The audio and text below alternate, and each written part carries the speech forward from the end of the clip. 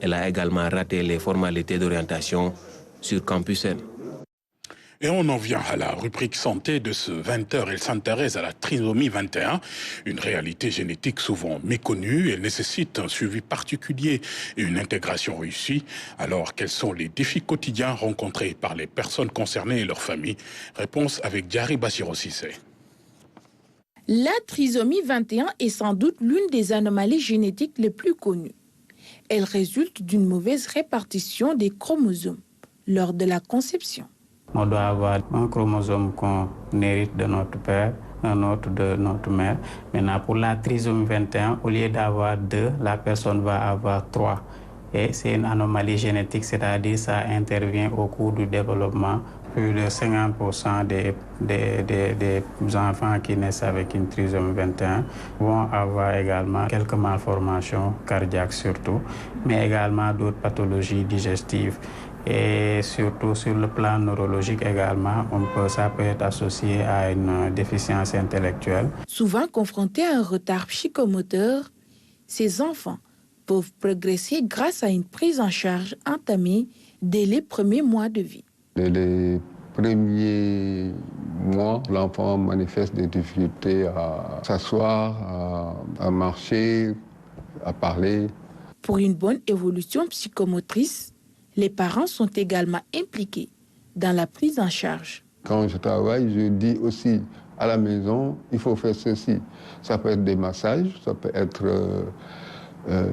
des formes relationnelles, des interactions avec l'enfant qui lui permettent de se développer. C'est valable pour tous les enfants, mais tous les enfants trisomiques n'ont pas les mêmes capacités. Entre contraintes médicales, éducatives et émotionnelles, le suivi d'un enfant porteur de trisomie 21 représente un véritable engagement pour les parents. C'est des enfants très fragiles et ils ont besoin d'un suivi spécifique. Parce que c'est des enfants à surveiller, sinon ils s'exposent eux-mêmes à des difficultés.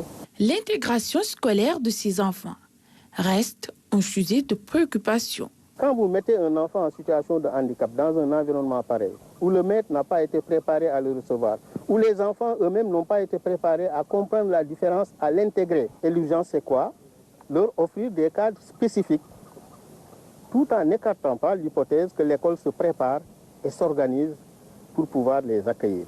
À travers des activités sportives, culturelles et des actions de sensibilisation, certaines associations accompagnent ces jeunes. Nos jeunes viennent, commencent par les activités sportives, mais pour faire du sport, il faut être en bonne santé. Donc pour être en bonne santé, nous avons développé un programme médical. Nous travaillons également beaucoup avec les jeunes filles sur leur santé de l'hygiène et l'hygiène menstruelle, sur la sensibilisation sur la vaccination et nous accompagnons les parents également pour le suivi médical de leurs enfants. Des accompagnements ont permis de démontrer que la plupart de ces jeunes sont capables de s'intégrer. Nous avons plusieurs jeunes aujourd'hui qui sont des athlètes leaders, qui mènent des activités et qui dirigent leurs camarades avec une déficience intellectuelle.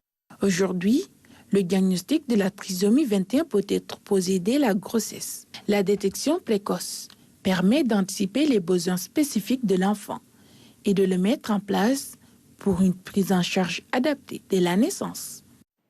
À Tambacounda,